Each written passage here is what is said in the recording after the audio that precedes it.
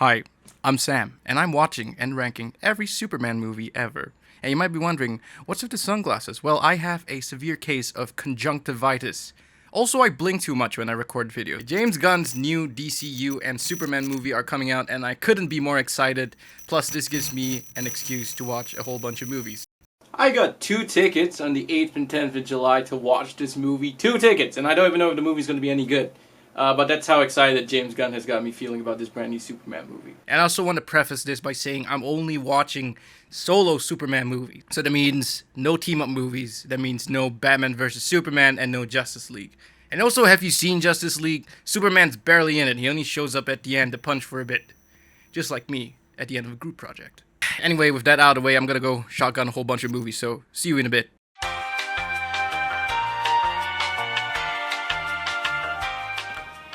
Oh, I did it. I did. I shotgunned all these movies. And I'm so dumb. So very dumb. This first film might feel dated today, but it's still fun, charming, and it helps cement its lead actor as the Superman for decades. Oh wait, you thought I was talking about Superman 78? Superman and the Mole Man was released in 1951. It starred George Reeves and Phyllis Coates, that's an old-timey name, and was directed by Lee Sholem. Yeah, if we're talking the original Superman movie, I technically have to include this one. It's an old black and white TV show, tie-in movie made on a super low budget, and boy, does it show. It's so old you can find a copy of it on the Internet Archive, which is exactly where I watched it. Clocking in at about an hour long, this one is definitely the one showing its age the most, but it's still a fascinating watch. It's perhaps one of the most definitive takes on Superman as a character, if you can believe it. Superman stands for what's right here, and the protection of all living beings, and he stands up to bigotry and hate, and is a shining beacon of hope just like in the comics. Only it's done really cheaply, and it's old. Oh my god, did I mention this movie is old? Yeah, it's old. I mean, it's got all the trappings of a movie of the era, you know, cheesy sci-fi plots and cliches, and the titular Mole Man? They're just little persons in fucking onesies and some freaky eyebrows. Did I mention this movie came out in 1951? I mean, just look at the Mole Man shambling around for 10 minutes. That Superman takeoff and flying sound effect is actually pretty cool, I'm not gonna lie. The best part of this is undeniably Superman in general standing up for the oppressed against the villain of this movie, which is just some leader of an angry mob. I don't even remember his name. But he gets the business from Superman. He's definitely forgettable, but the scene near the end where Superman saves his ass and drops this cold as fuck line saved my life. That's more than you deserve. Is peak Superman, I'm not gonna lie. If you want a deeper dive into the movie from a person who actually knows what he's talking about, I'm leaving a link below to Steve Shives of Shiv's video in the video. I'm sorry if I'm mispronouncing your name, dude. But it's a great watch and you should check it out. I'm sticking with the sunglasses for this one. So that's Superman and the Mole Man, and I'm kind of glad I watched this one, no lie. It's definitely really old, but I kind of like the portrayal of Superman here. And while it's tragic what happened to George Reeve later on in the TV show's run, I still think he's a really good Superman, and it stayed true to the character. And though while not as prominent in this movie, I do like the dynamic with Lois and Clark in this. I think it was a bit of fun. Overall, not a bad movie. I mean, the Mole Men are goofy as fuck, and there's a lot of blank space in between, but overall, it's still a really solid Superman story, and I can't believe I'm gonna do this, but I'm putting it in B tier. It's my list. Whatever the fuck happens in this list happens in this list. I don't really care. What's next?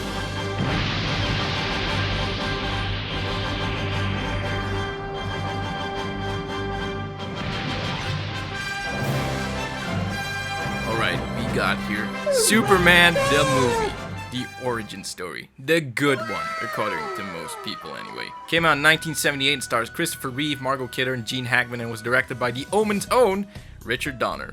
And he probably kicked off the whole horror movie director turned superhero movie director thing. What can I say about this movie that hasn't been said already? It's sweeping, it's epic, it's a sweeping epic. I don't know where I'm going with this. Look, this is the first Superman movie I ever watched. My dad introduced me to the world of superhero movies when I was about a wee lad, and superhero movies was the way he did. I mean, I remember being obsessed with my dad's Spider-Man, Superman DVDs as a kid, and believe you me, I would watch and scratch the hell out of them discs. I always really liked Superman the movie. As a kid, it really captured my imagination, even though there isn't a lot of Supermaning happening in this one. The charm and the heroic triumphant vibe of the movie was enough to get 4 to 5-year-old me super excited and loving the character. Now, having not seen the movie since I was that young, however, and looking at it now with objective adult eyes, does it still hold up? Absolutely. This movie is an absolute banger, man. I loved this one. It's epic, it's romantic, it looks gorgeous, courtesy of the ethereal cinematography, thanks to the late, great Jeffrey Unsworth, and the score. Man, the score. John Williams is the GOAT, and for good reason. This movie and its score is so fucking iconic. Even my grandma knew who Superman was just from hearing those few notes. Also, fun fact, Can You Read My Mind is one of my mom's all-time favorite songs from a movie. God bless John Williams. Okay, enough of me absolutely glazing the fuck out of John Williams in the Superman score. The rest of this movie is just so well put together. Yeah, some of the visual effects look dated, but for its time, this was revolutionary stuff, man. I mean, the optical effects used were stunning. And I truly did believe a man could fly watching this movie as a kid. And even today, despite some, admittedly shoddy compositing work, some of these shots hold up so damn well, man. Like, they look gorgeous even today. And all of this technical brilliance is anchored by excellent performances all around. I mean, Christopher Reeve and Margot Kidder, they have achieved GOAT status for their portrayals of Superman / Clark and Lois. These guys defined the role for generations. I mean, these two are them. The chemistry between these two is so electric and magical and are my favorite parts of this movie, hands down. And yeah, the whole "Can You Read My Mind" scene, it's kind of corny, I'll admit, but it is so absolutely magical in the context of the movie, and if you just give in to the movie, you'll really enjoy it. Now, perhaps my favorite bits of the movie are the Daily Planet scenes with the banter and the dialogue between Lois, Clark, Jimmy, and Perry being so sharp and funny. Like, all of this completely went over my 5-year-old head. I never got any of this as a kid, but as an adult, I really appreciate these scenes. I love the quippy banter. And like, look, sure, I have some minor gripes. There's like a billion different cuts of this movie.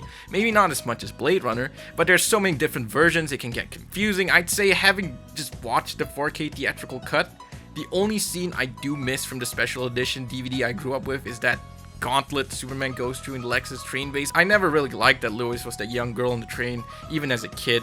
So I'm glad that's cut, and I don't quite miss much of anything else from the extended cuts. Plus, if I ever want to watch any of the deleted scenes, I can just watch them on YouTube. Shout out Flashback That was FM. legit. Look, other small gripes I have is Lex's character feels like a cartoon, and he surrounds himself with other cartoons. I mean, Gene Hackman does play the shit out of this role. He's still a blast to watch. The film can also swerve into hokey territory, but it plays it so earnestly I can honestly forgive it. Plus, I found that Donner managed to balance the epic scope with the hokiness from the Silver Age comics really well, though I'm pretty sure none of the writers were comic book fans. I mean, what the fuck is this bullshit? The random bullshit powers definitely get worse in subsequent movies, but I think in this first one, it's just the right amount. So, Superman 78, Superman the movie, whatever you want to call it, this movie is goated, man. I can't give it anything less than an S tier. S for Superman. Superman 2, the one which Superman gives up his powers because he's horny. That's Superman 2. I was really looking forward to watching this one. Believe it or not, I have never watched Superman's 2 through 4 my entire life, so I was quite excited to actually watch this one. I've heard good things about it, and some people actually say they like it more than the first, which I kind of find hard to believe, but I'll bite. How was this one? I gotta be honest, man. I'm kind of mixed on this one. Look, this movie feels like two different Superman movies just mashed together, and that's because it was. It's just wild to me that this isn't the only time a DC Projects director got fired halfway through and another director gets brought on to Frankenstein a final product. But the difference is one movie came out okay, while the other is a pile of stinky. Oh, hell no, man. What the fuck? Look, on one hand, I really appreciate the pace of Superman 2. There's more action, and it certainly feels more like an 80s blockbuster, baby. But on the other hand, I still see remnants of Donner's sweeping epic being hacked away in favor of a brisker runtime, and that makes me sad. We never got to see the full two-parter truly realized. Look, do I like this movie? Yes. Do I love it? Sadly, no. I wanted to love it, but too many things took me out of it. The broader ideas and themes are there, but the weird editing choices that lighten the pacing at the expense of fuller character development and allowing moments to breathe are just way too apparent. And the visual effects are so fucking worse, so much worse.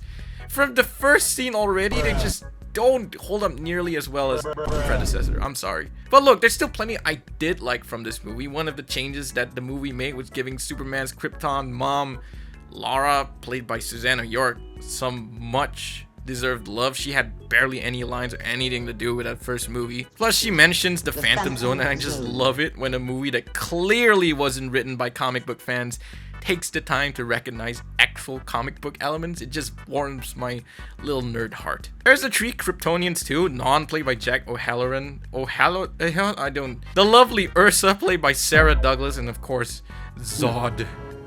Kneel before Zod. They're all delightful, man. In every single scene they're in, they're just a blast to watch. Terrence Stamp absolutely chews up every scene he's in, regardless of the shitty VFX.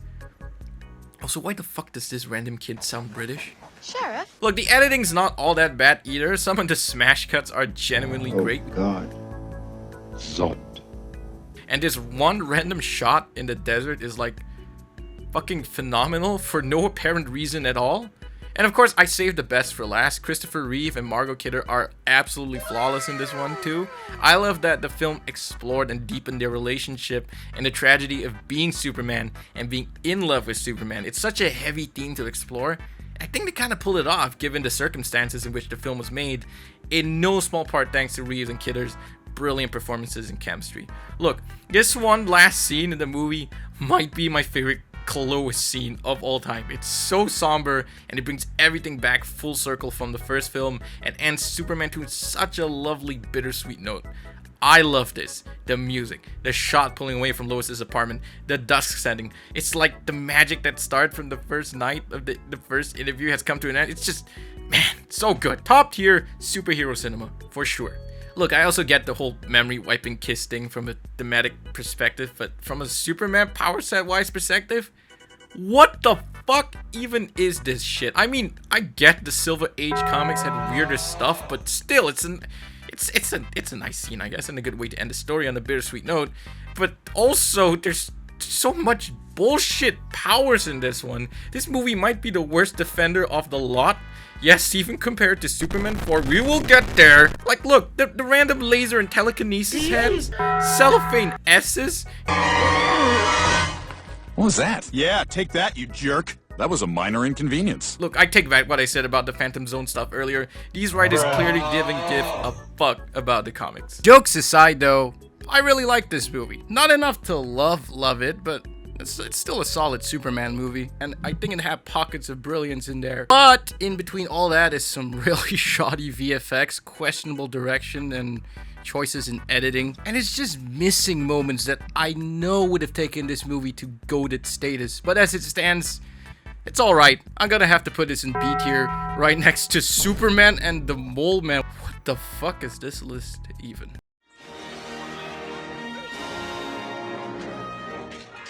What even is this movie, man? Superman 3, the one where Superman goes evil and fights a computer. The Adam Sandler movie of Superman. Look, it's honestly pretty quaint how people thought 80s computers could be so overpowered, but man, this movie feels so 80s. It's actually delightful. Even the usually orchestral Superman score is filled with cheesy 80s synths. I kind of love it. Richard Lester, the director who finished the previous movie, had full control over this one, and he decided to make it a slapstick comedy. He wrote Richard Pryor into this one. What? Look, I don't know much about Pryor because I wasn't even a sperm in my dad's ballsack back then. But by all accounts, he's a funny guy. He's talented as well. And I'm gonna say something controversial here. I actually liked him in the movie. Yeah, I know. Sure, some of the jokes are really flat, like the skiing stuff and the random military speech. What the fuck is this? But I like the little small gags here and there. He's charming and naturally funny and does well in the more serious moments too. Kinda. Also, they keep reusing the shot of the Daily Planet from Superman 1, and it's kind of embarrassing. They've used it in like 3 movies already. The Daily Planet banner is not nearly as sharp, and some of the comedy falls flat for sure. Some of it is pretty funny, I won't lie. And I also love the joke where the ditzy dumb blonde is actually really smart and might be even smarter than the main very forgettable villain. But on the whole, I did have a good time with this one, believe it or not. There's things I do objectively love. Christopher Reeve is still excellent as usual, and exploring an evil Superman is honestly pretty incredible. Superman is just a menace, and when he's mean and evil, it's so fucking funny. Chris Reeve plays both Supermen so well, it's honestly chilling to watch a little. I mean, like, when Superman starts to break bad, it's instantly tense, and that relationship they've been building up with Lana plays nicely here. I mean, this scene kind of made me wince a little. Finding a good-looking girl like you alone like this. Plus, I love the whole returning to Smallville thing, and the returning Lana Lang from the first movie played by Annette O'Toole in this one is genuinely great. I love her character. I love how weird and charming she is. And she and Reeves have some great chemistry here too. Everything in between though is just, yeah, it's a little awkward. Barely any Lois in this, no Lex. And this computer robot monster lady at the end is just, it's fucking nightmare fuel. What the fuck is this shit? Look, overall, my biggest gripe isn't so much the comedy or the emphasis on Richard Pryor. It's more so the ideas for me. The overpowered computers, the price of greed, evil Superman, the Smallville stuff, and Lana and Ricky, they just don't all tie into one another in any meaningful thematic way. They're just kinda there. In the end, the finished product is just kooky, silly, and a little shallow. It's just very bland blockbuster entertainment. But look, Superman 3, it's not truly awful, as we shall soon see, but it's a definite downgrade from the previous 2 movies, both in tone and scope, and that's just a little bit unfortunate, really. A lot of the choices to comedify Superman just leaves it feeling cheap and silly and cartoony, and not anything like Superman 1 or 2. But there's enough good moments, and I have enough goodwill for this movie to bump it up to a C tier. It's not anywhere great or anything, but it's fine. It's just a very forgettable movie. Moving on. Oh boy. Boy, we made it. Superman 4. The quest for piss. Get it? Cause it's bad. God. Superman 4. The one with the nuclear man. The bad one. This movie is just unfortunate, man. It's just been unfortunate to see the decline of these movies getting from amazing to this. How did we get here? The movie starts out in space with some Russian cosmonauts, and at first I was like, this VFX ain't nearly as bad as everyone says. I mean, it looks actually pretty good. But good gravy, the second Superman flies into frame with that terribly composited shot of poor old Chris Reeve, I knew this movie's gonna look like complete dookie. And they proceed to immediately reuse the same fucking composited shot, and they will keep using it over and over and over again throughout this film. I mean, oh god. What's that? Oh no. And it's just sad that this is the final Chris Reeve outing as Superman. But I have to say something nice here. And I'm gonna say something nice. There was a genuine attempt here at returning Superman to its prestige, to the same sweeping, dramatic, epic storytelling of the first 2 films. They cut out most of the humor, and they reunited most of the original cast, gave Margot Kidder more to do in this film, and Gene Hackman is even back on form. And like, the whole ridding the world of nuclear weapons comes from a genuine place, something Chris Reeve was really passionate about. And I can't fault that. What I can fault is this terrible teacher and child acting. I mean, what the? Why don't we write to our congressman? What do you think we can do about the crisis? He doesn't even know what's going on. I tell you who I'd write a letter to that would do some good. Who, Santa Claus? No, Superman. This is...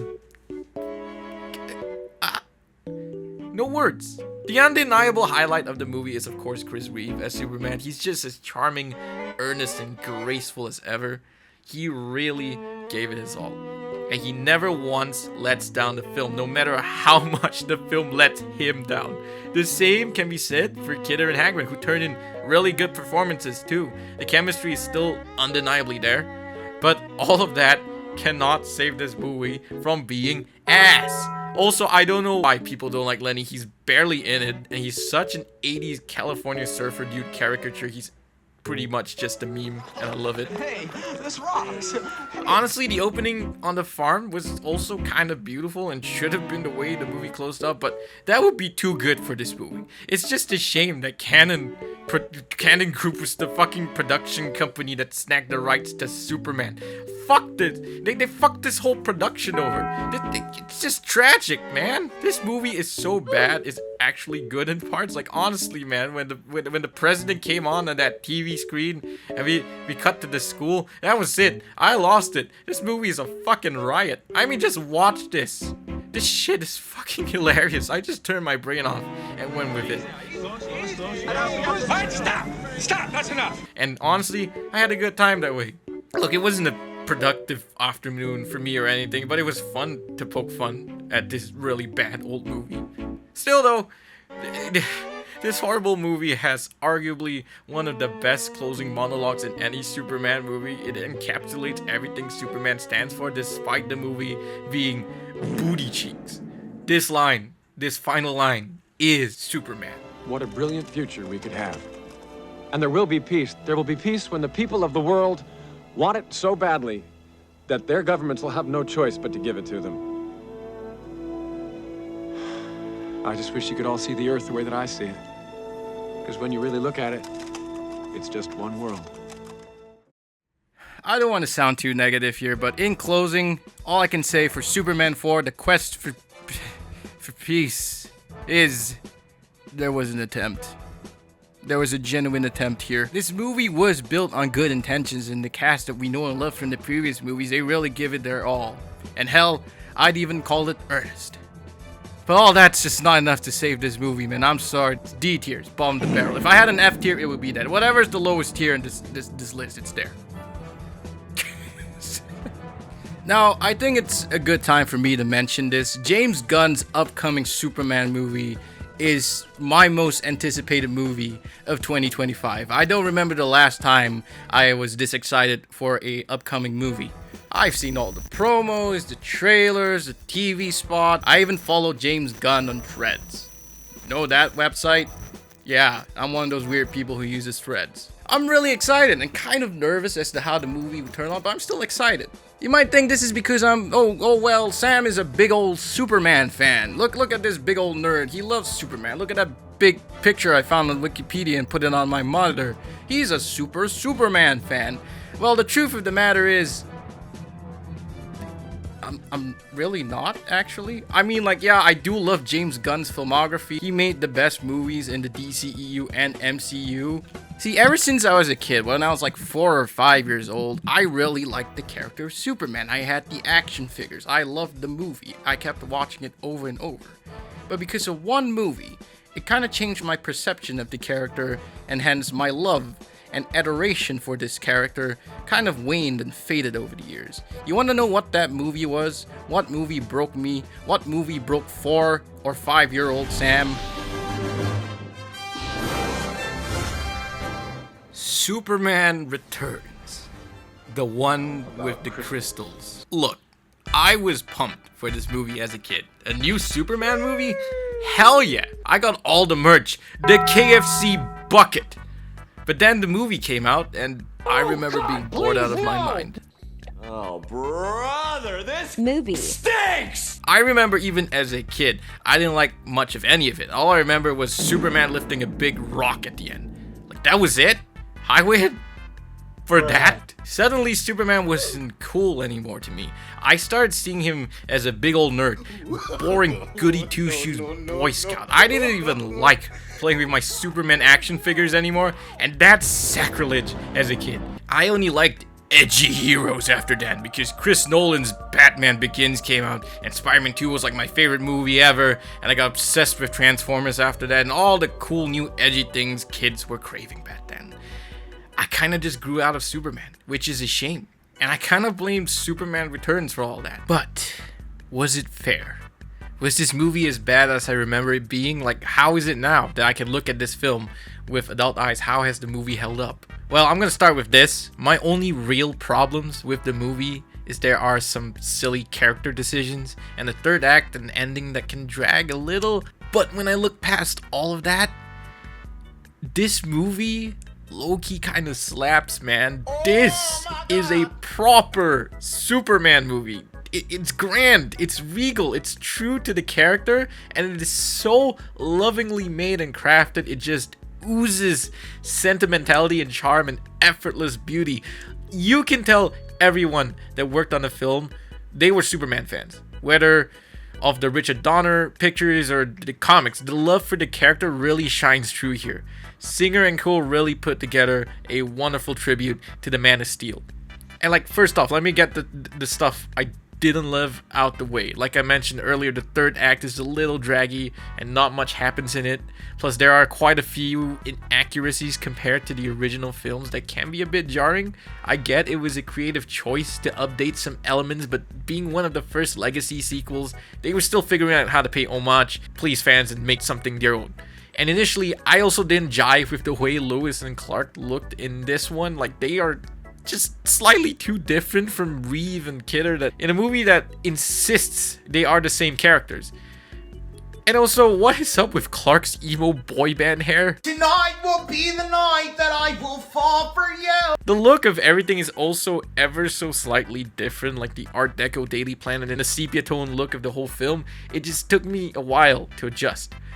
But once I did, I was in it, man. This movie is beautiful. The shots, the score, and it's all pretty peak. Even the technical stuff like the compositing, the VFX, the camera work shows how far we've come, and it really helps to sell the Man of Steel on the big screen even better.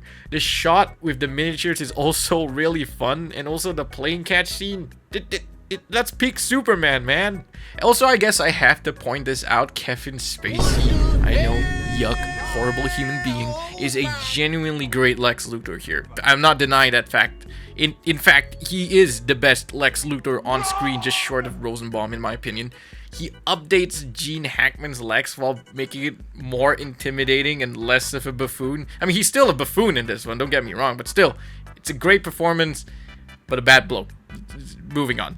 Brandon Routh and Kate Bosworth, they are really good in this. They have good chemistry, and while their looks took a while for me to adjust to, and their characterization and portrayals of the classic characters differ slightly, once I got into it, I really dug the chemistry, the tension, and the tragedy. It's a nice continuation of the Lewis and Clark dynamic from the original movies, and on that note, Ralph's Superman, yeah, he's a bit quieter. He's more reserved. And while he isn't quite a match for Christopher Reeve's effortless charisma and magic ability to transform between Clark and Superman, Ralph does a pretty good job doing his own version of both Clark and Superman. He's great, and the same can be said for Kate Bosworth. If there are definite highlights of the movie, it's them. And as an adult now, I can appreciate and love so much more of this movie. That's because I'm a movie nerd. I appreciate and like things like composition, lighting, pacing, good writing, great character work. I love when a movie does clever little nods and winks to the audience and treats its predecessors with reverence and all that little attention to detail stuff.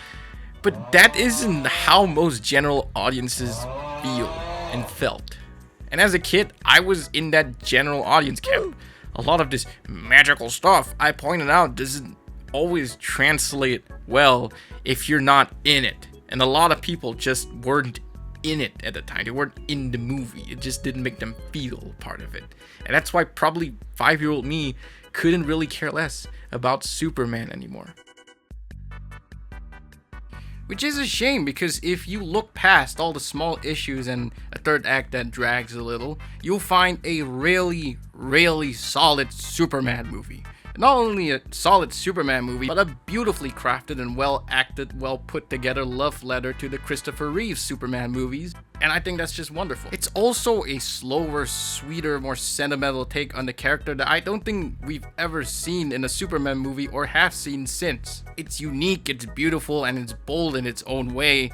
And I want to give it like a B+, A- tier, but because I'm feeling really generous today, and because I have enough good graces in me from watching all these Superman movies, I'm gonna bump this up to an A tier. Yeah, I went there. I put it there. I can't believe I did so too. I was sleeping on this movie, man. This movie's good. And he still lifts a big rock at the end.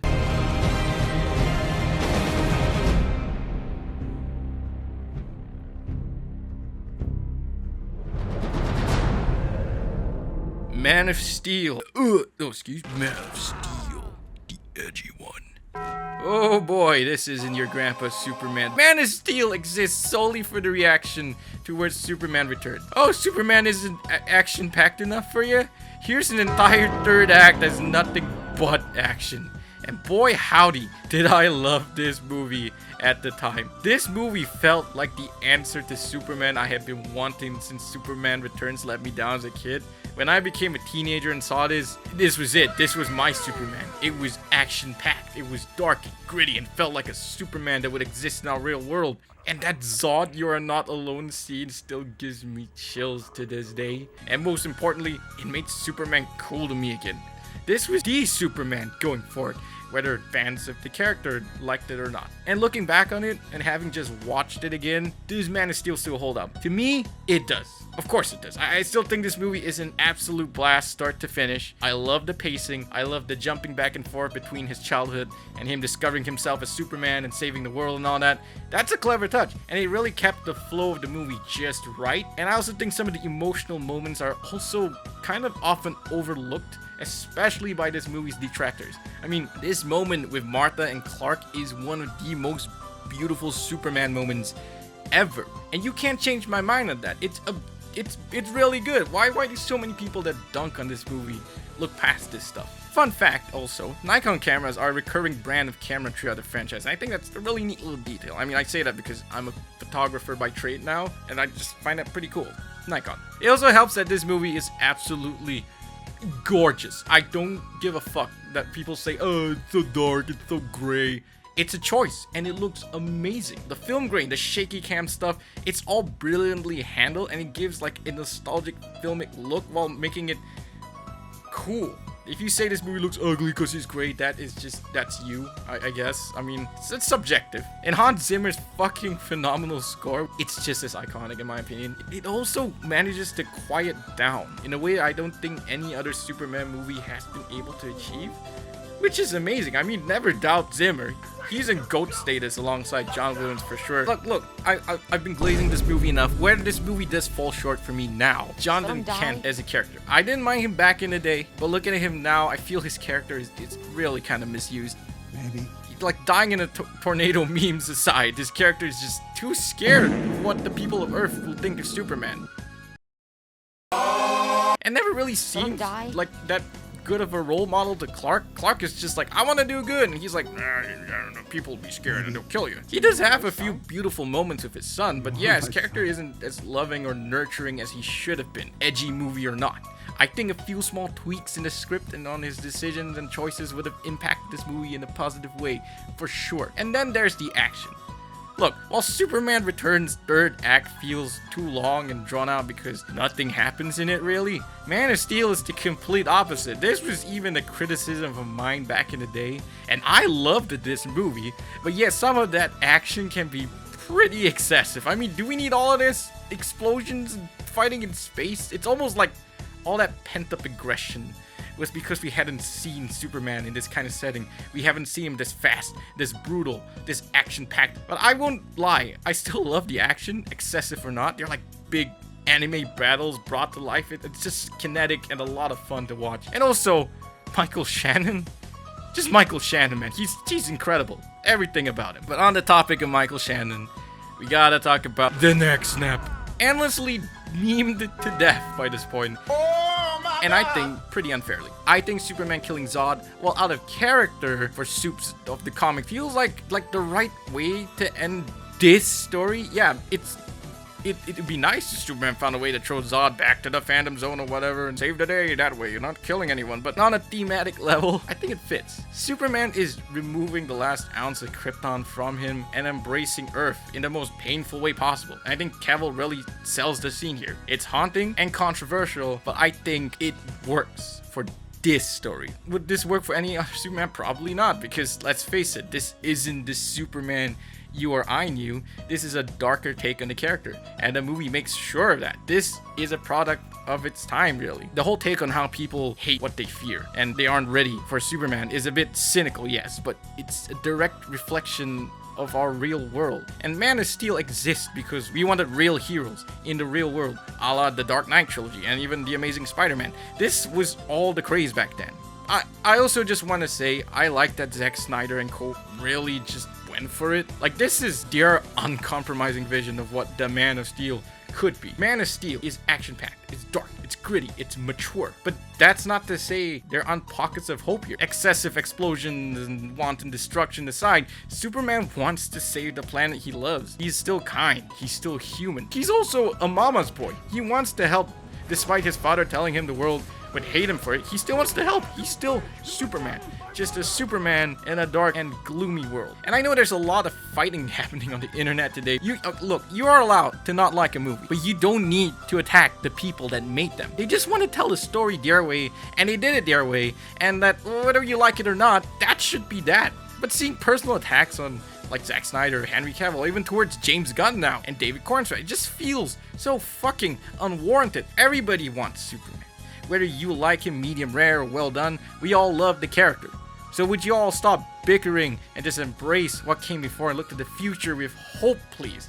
Is that too much to ask?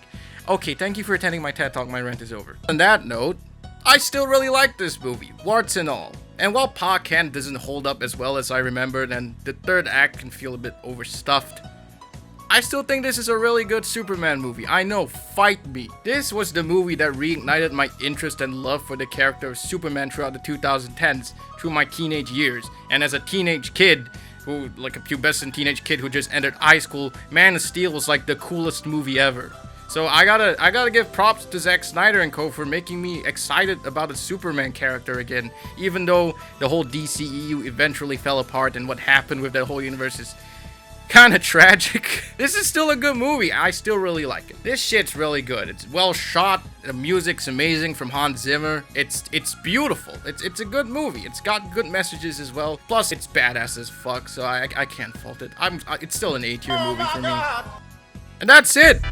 That's all the movies. Many hours of my life that I won't get back. But you know what? I wouldn't have spent it any other way. So, what did I learn from all this? Superman. What I really wanted to learn from this was Superman as a character. I wanted to know why people loved him so much over the years. I also wanted to see how he changed as a character in cinema over the years and how public perception of him changed over the years. And it's pretty fascinating to follow the story of all these movies because Superman kind of rises and falls, and I hope continue to see Superman rise in the zeitgeist again because he's such a cool character, honestly. I think with the right people behind the Superman movie, they can make something magical, and I think that's what we're gonna get with James Gunn's upcoming movie. Fingers crossed. I hope it's really good. I hope people love it. I hope it's well received and it makes like $1 bajillion and kickstarts the whole universe, which I can fanboy over all over again, just like the MCU. I really want to be a fan, like a true fan of this character again. I want to be inspired to do good and be a good person. I want to hope, I want to believe again, and I really hope that from the upcoming Superman movie, I'll be able to feel that just like I did watching all these movies again. But it was a fun time, I had fun, and by the time this video goes up, I've probably already seen the movie, so I'll have a review of the new Superman movie up on this channel if you bother to check it out. But till then, thanks for watching. Goodbye. Superman.